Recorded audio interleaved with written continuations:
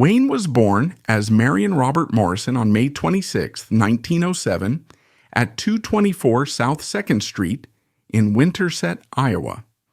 According to the Winterset Madisonian, the local newspaper, he weighed 13 pounds, approximately 6 kilograms, at birth. Though Wayne later claimed that his middle name was changed from Robert to Michael when his parents decided to name their next son Robert, no legal records confirm this. While it is possible the name was changed informally or the documentation was lost, his official name remained Marion Robert Morrison throughout his life. However, he is frequently referred to as Marion Michael Morrison. Wayne's father, Clyde Leonard Morrison, 1884-1937, was the son of Marion Mitchell Morrison, 1845-1915, a veteran of the American Civil War. His mother, Mary Molly Alberta Brown, 1885-1970, came from Lancaster County, Nebraska. Wayne's ancestry was a mix of Scottish, Scotch-Irish, English, and Irish. His great-great-grandfather, Robert Morrison, born 1782, left County Antrim, Ireland, with his mother in 1799, eventually settling in Adams County, Ohio. The Morrison family originally came from the Isle of Lewis in Scotland's Outer Hebrides. Wayne was raised as a Presbyterian. As a child, Wayne's family moved to Palmdale, California, before settling in Glendale in 1916 at 404 Isabel Street, where his father worked as a pharmacist. He attended Glendale Union High School, excelling both academically and athletically. He was a member of the school's football team and debate team, served as president of the Latin Society, and contributed to the school newspaper's sports column. During his daily route to school, a local fireman nicknamed him Little Duke because he was always accompanied by his large Airedale Terrier, Duke. Wayne preferred this nickname over his given name, Marion, and it stuck. He attended Wilson Middle School in Glendale and worked at an ice cream shop owned by a man who shod horses for Hollywood studios. As a teenager, he was also active in the Order of Demolay and played football for Glendale High School's 1924 League Championship team. Wayne initially applied to the U.S. Naval Academy but was rejected due to his grades. Instead, he enrolled at the University of Southern California, USC, where he majored in pre-law. While at USC, he joined the Trojan Knights and Sigma Chi fraternity and played football under Coach Howard Jones. Standing 6 feet 4.5 inches, 1.94 meters tall, Wayne was a promising athlete, but a body surfing accident left him with a broken collarbone. Afraid of how Coach Jones might react, he never disclosed the true cause of the injury. Losing his athletic scholarship as a result, Wayne was unable to afford tuition and had to leave the university. After his time at USC and a brief setback with his academic and athletic pursuits, Wayne's life took a new direction as he began his career in Hollywood, where he would soon become one of the most iconic figures in the Western genre. John Wayne's early career was a mixture of hard work, modest roles, and fortunate opportunities that helped lay the foundation for his rise to Hollywood stardom. After being introduced to the film industry by his USC football coach Jones, Wayne first worked as a prop boy and extra in Western films. One of his earliest experiences came when he was hired by director John Ford and Western legend Tom Mix, who had connections to Wayne through his coach. His initial work included small, uncredited roles, such as playing a guard in the 1926 film Bardelli the Magnificent. During this time, Wayne also appeared in films that showcased his athleticism, including Brown of Harvard, 1926, The Drop Kick, 1927, and Salute, 1929, where he even starred alongside his fellow USC teammates. These early appearances were largely forgettable, but they marked the beginning of his long-standing relationship with director John Ford, who would go on to become a crucial mentor in his career. It wasn't long before Wayne's consistent presence in these minor roles caught the attention of Hollywood's influential figures, leading to more significant opportunities. His first big break came when he was cast by director Raoul Walsh in the leading role of The Big Trail, 1930. This film marked a major turning point in Wayne's career, not only because it was his first starring role, but also because it was part of a groundbreaking effort to create a grand cinematic western using the new widescreen process, grandeur. This ambitious project, with a budget of over $2 million, sought to showcase the sweeping landscapes of the American Southwest in a way that had never been seen before. Wayne's portrayal of the film's rugged frontiersman Breck Coleman was a significant step forward in his development as an actor, giving him a platform to showcase his distinctive on-screen presence. The film, however, was a major financial disappointment at the time. Despite the bold visual innovations and large-scale production, although The Big Trail was released in both standard 35mm and the expansive 70mm format, only a few theaters were equipped to showcase the widescreen version, limiting its impact. Despite its initial failure at the box office, The Big Trail would later be recognized by critics as an underrated classic, further cementing Wayne's place in Hollywood history. Wayne, having already built a solid foundation with his supporting roles, now had his first opportunity to display his leading man potential. Interestingly, during the production of The Big Trail, Wayne was given the screen name John Wayne by Raoul Walsh. Originally, Wayne was set to be called Anthony Wayne, after the Revolutionary War General Mad Anthony Wayne, but studio chief Winfield Sheehan rejected it for sounding too Italian.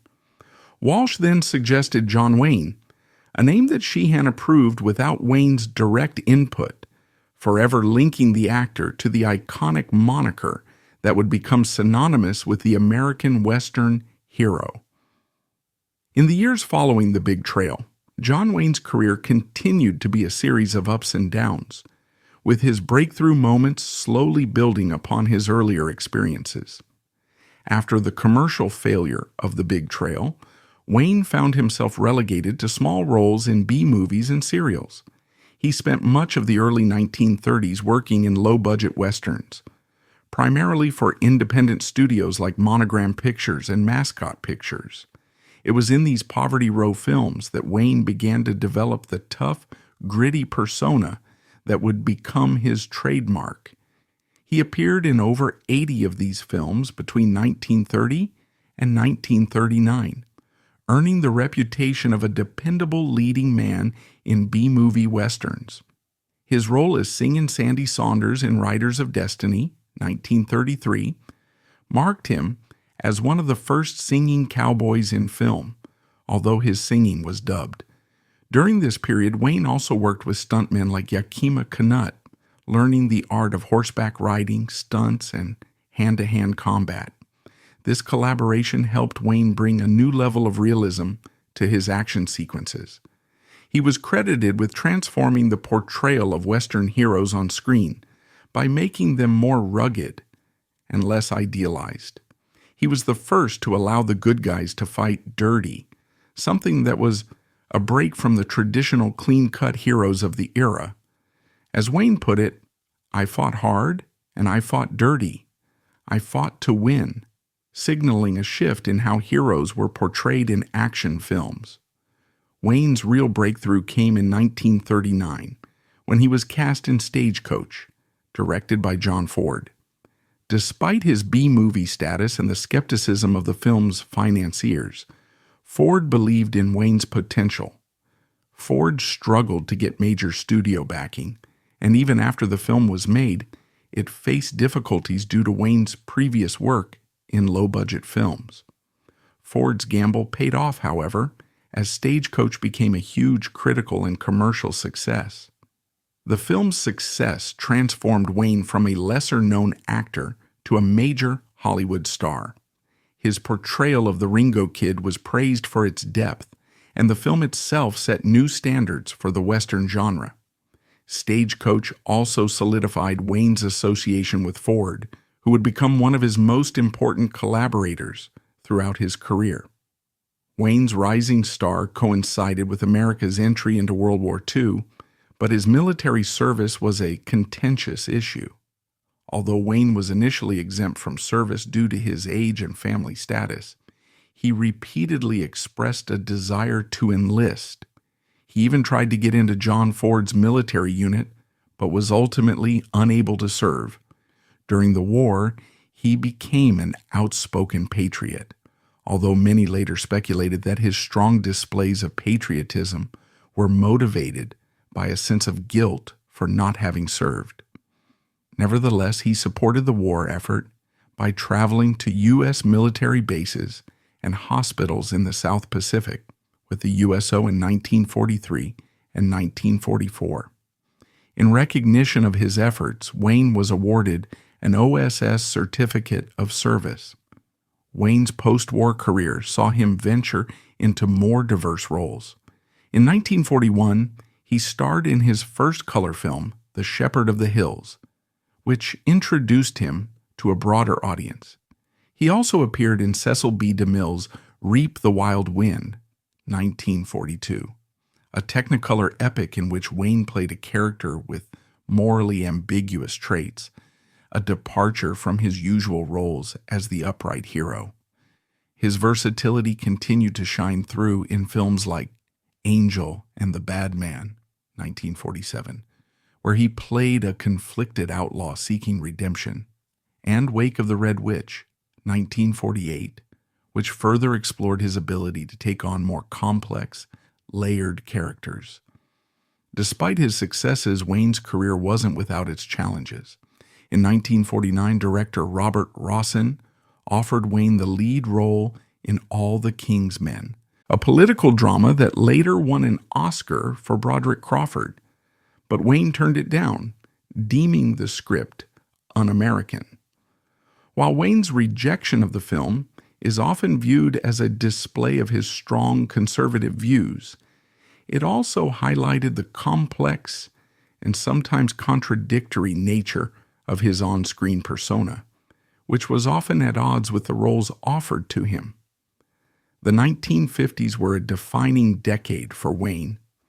By this point, he had already established himself as one of Hollywood's leading men, and his popularity continued to soar. The Western genre was flourishing, and Wayne became its most recognizable star. In 1952, he starred in The Quiet Man, a film directed by John Ford that showed a softer, more romantic side of Wayne. This marked a departure from his usual tough guy persona and showcased his versatility as an actor. The film was a commercial success and won several Academy Awards. In 1956, Wayne appeared in The Searchers, one of the greatest westerns ever made, also directed by Ford. His portrayal of Ethan Edwards, a man driven by vengeance, is considered one of his finest performances and remains one of the defining roles of his career.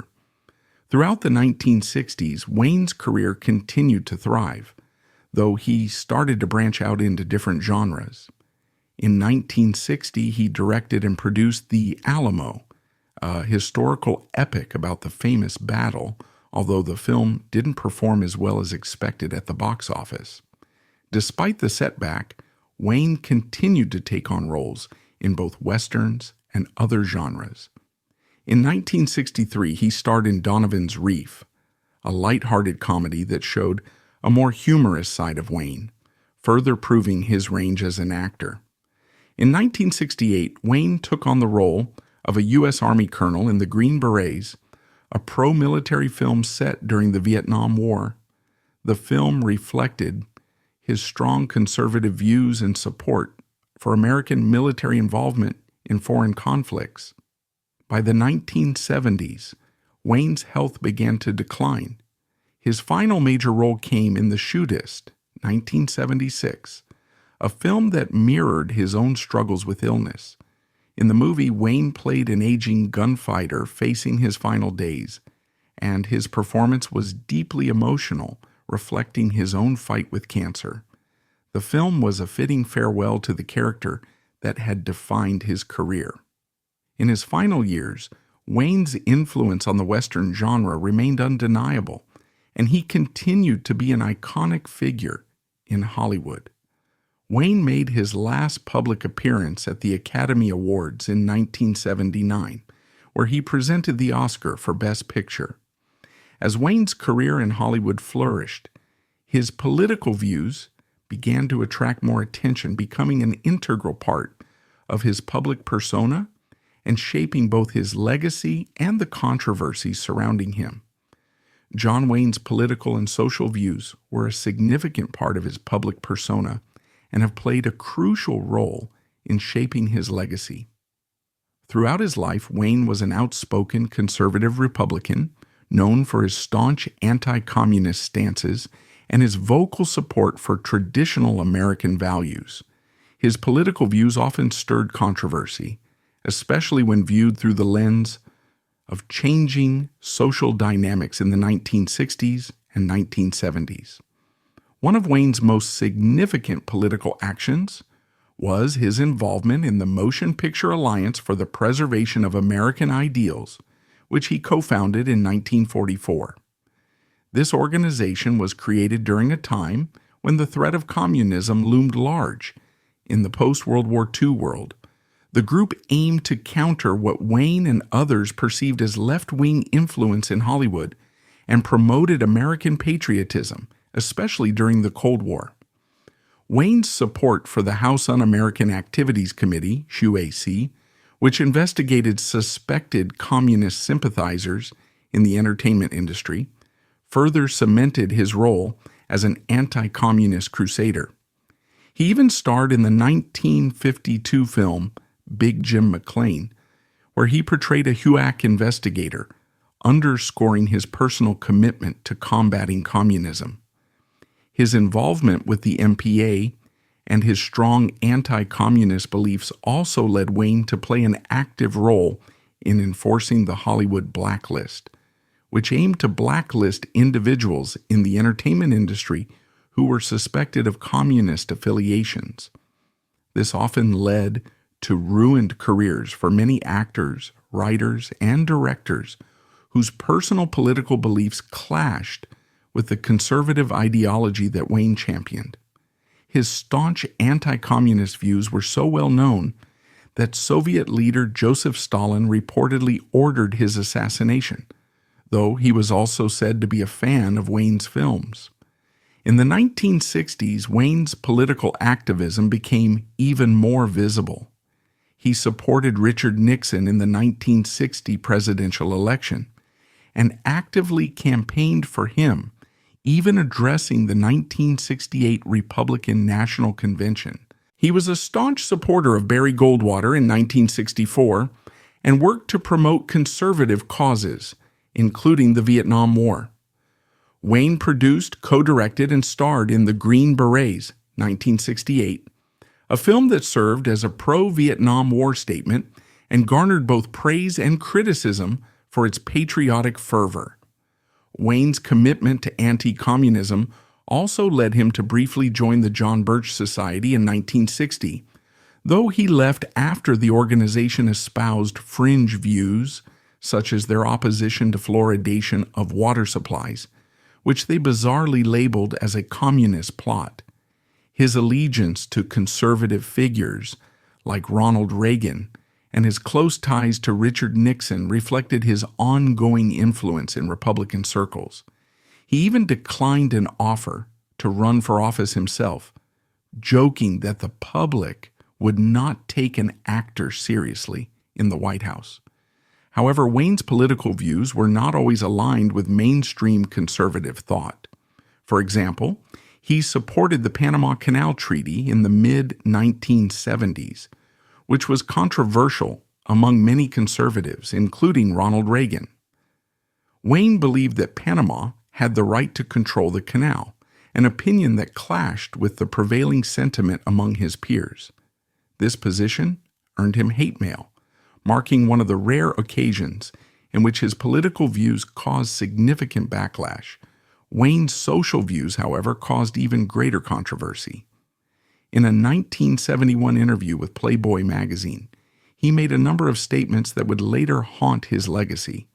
He voiced his support for white supremacy, arguing that African Americans could not be entrusted with leadership until they were educated to a higher level of responsibility.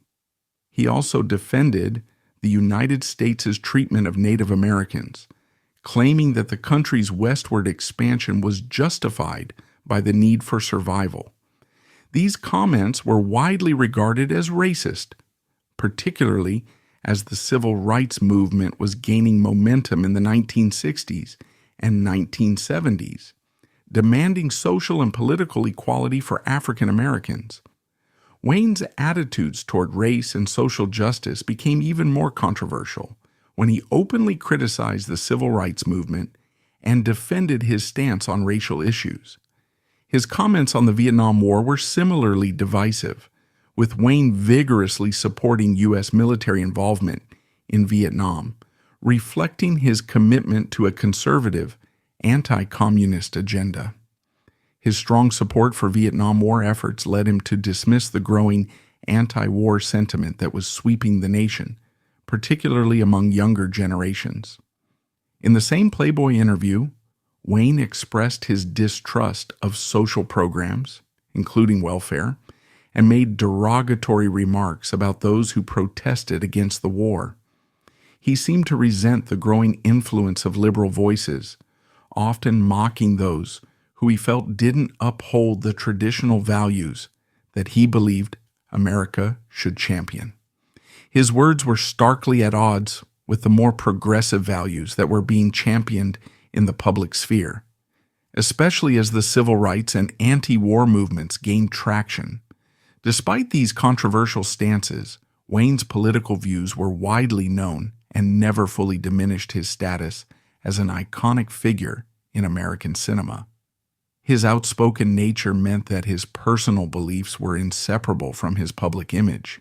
He became a figurehead for conservative America, especially in Hollywood, where his conservative politics set him apart from many of his peers. Yet, as social and political landscapes shifted, Wayne's staunch beliefs increasingly became a point of contention.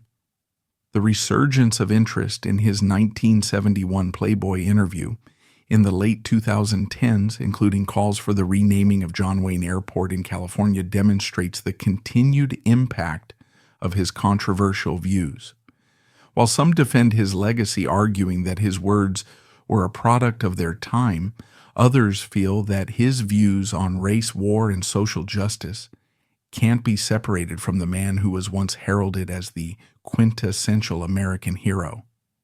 John Wayne's personal life, particularly his marriages, reflects both the complexities of his character and his struggles with relationships amidst his fame. His 3 marriages each had their own dynamics, marked by passion, tumult, and the challenges of being a Hollywood icon.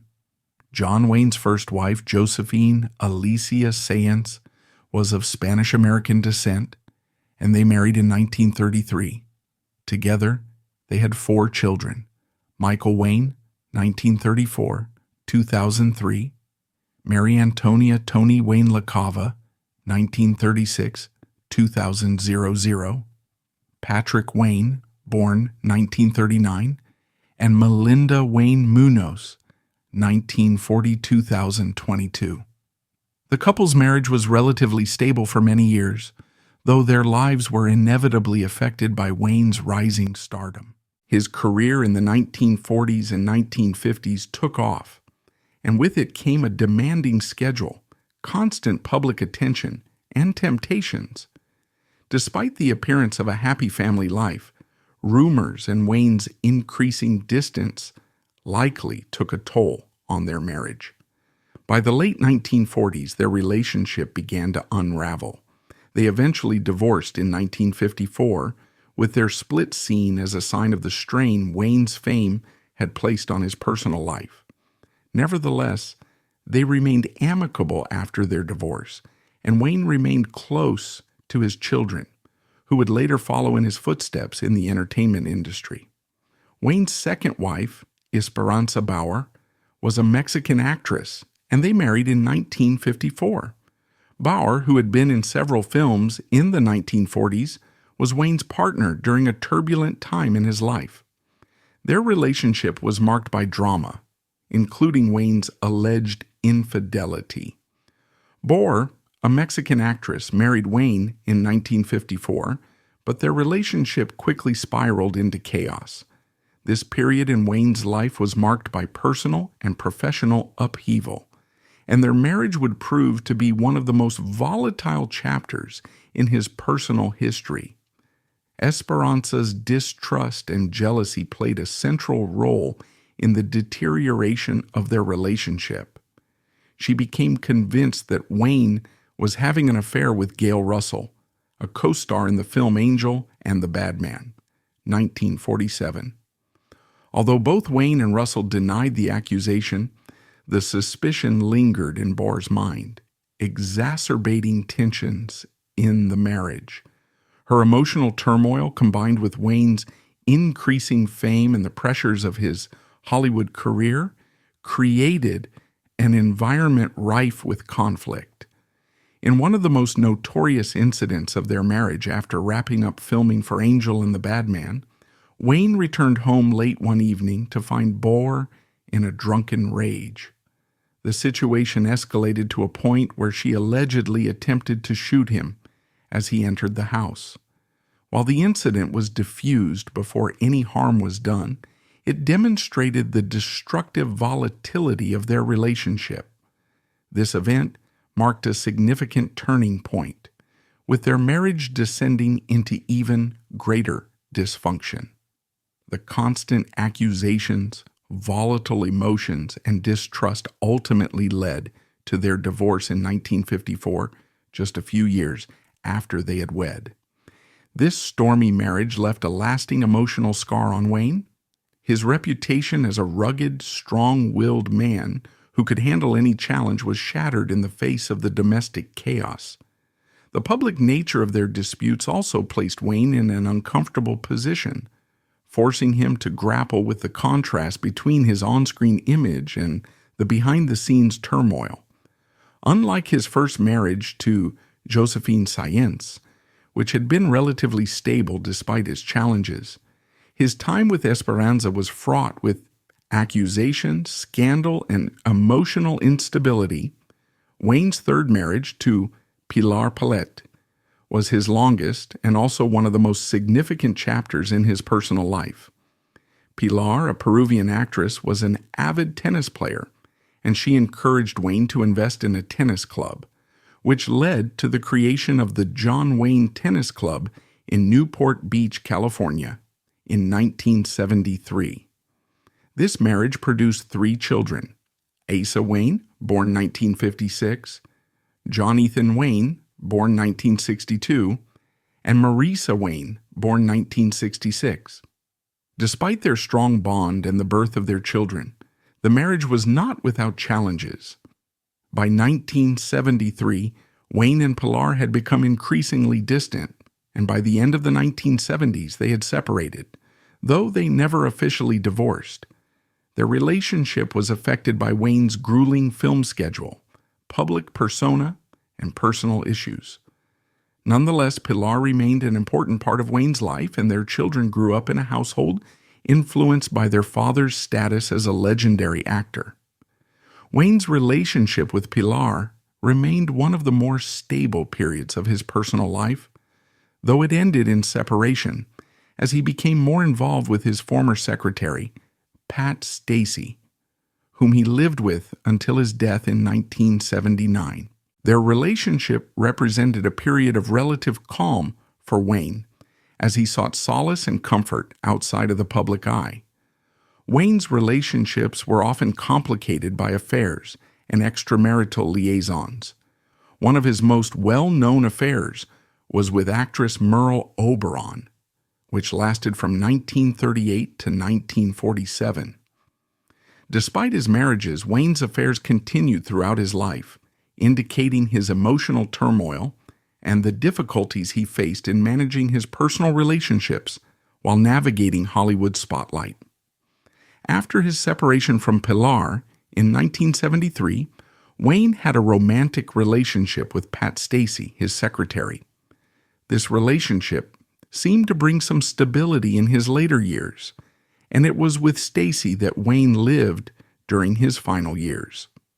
Stacy published a book, Duke: A Love Story, 1983, reflecting on their time together and offering insights into Wayne's personal life that contrasted with his public image.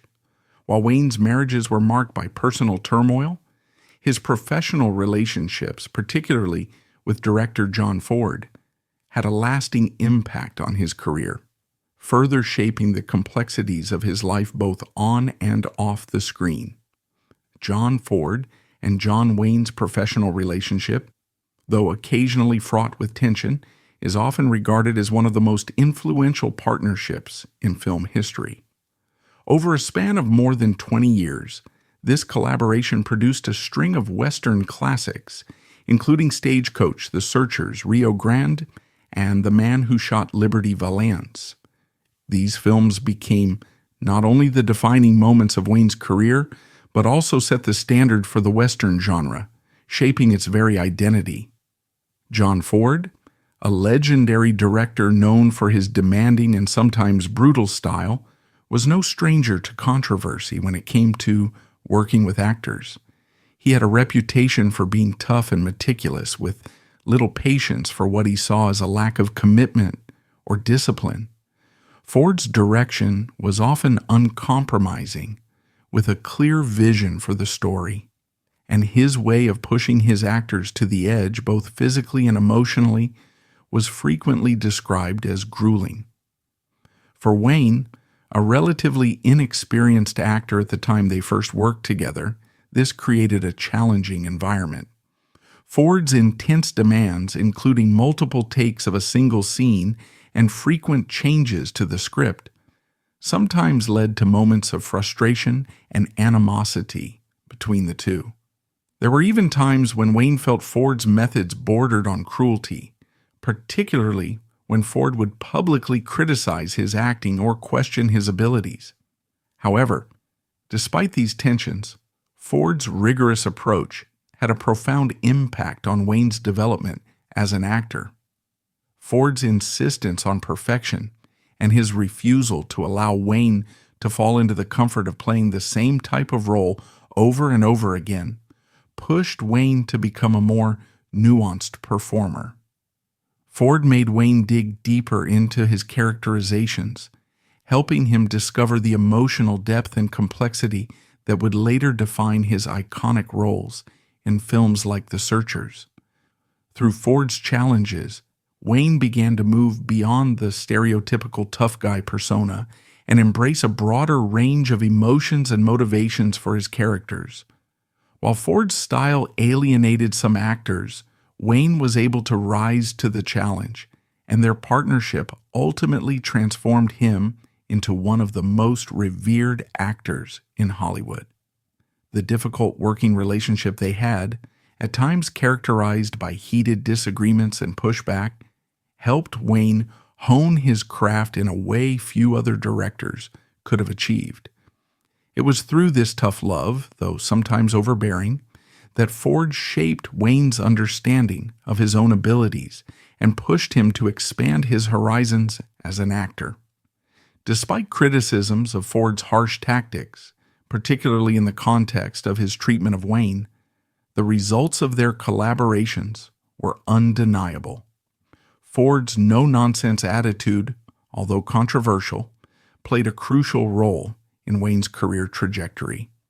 By pushing Wayne to embrace new techniques and approaches to acting, Ford helped him mature as an artist and transform into the legendary figure he became in American cinema. Wayne's performances in Ford's films would go on to elevate not only his career but also the Western genre itself, setting new standards for both. In 1964, at the age of 60, John Wayne faced the most daunting challenge of his life, stomach cancer. The diagnosis came as a shock, and the disease threatened his well-being in a way that he had never encountered before. In order to combat the cancer, Wayne underwent extensive surgery to remove a large portion of his stomach, as well as some surrounding tissue. The operation was highly risky, and the recovery process was long and painful, with doctors unsure if he would even survive the procedure. Despite this, Wayne refused to let the severity of his illness define him. His determination to live and keep working was unwavering. After a remarkable and somewhat surprising recovery, Wayne returned to his career, proving that his physical strength and resolve were as formidable as his on-screen persona. His return to acting, despite the serious health risk he had faced, was a testament to his resilience. However, the toll of his condition on his body remained ever present. His health, although temporarily improved, continued to decline as the years went on. In 1976, Wayne's health issues would ultimately influence his final film appearance. The Shootist, 1976, directed by Don Siegel, marked his last role, where he portrayed an aging gunfighter. The film became symbolic not just of the character he played, but of Wayne's own battle with his health. His portrayal of an aging man facing his mortality mirrored his real-life struggle, lending the film an emotional depth that would mark the end of his career. Wayne's final public chapter began at the 51st Academy Awards on April 9, 1979, where his presence was met with admiration and affection. Although his health had been in decline for several years, Wayne made a poignant appearance at the ceremony, solidifying his place in the hearts of fans and fellow actors. His resilience in attending the awards showed the same courage that had defined him throughout his life. Sadly, just after the ceremony, his condition worsened, and his health began to deteriorate rapidly. However, even as his body weakened, his indomitable spirit remained strong, reflecting the strength of character that had made him a beloved figure on and off the screen. In his final days, Wayne's deep love for his family shone through. His last words, spoken to his daughter, were a heartfelt expression of affection. "Of course I know who you are. You are my girl. I love you." These words captured the essence of his life, his enduring humanity, his love for those closest to him, and his ability to face life's greatest challenges with a determined heart. Even in the face of death, his resolve remained unbroken. John Wayne's legacy endures through the impact he made on film and in the lives of those who knew him. His battle with cancer and his perseverance in the face of illness have become an integral part of his story. Though he faced immense personal adversity, he remained a symbol of strength and resilience. His contributions to cinema, his unwavering spirit, and his enduring influence continue to inspire generations to this day.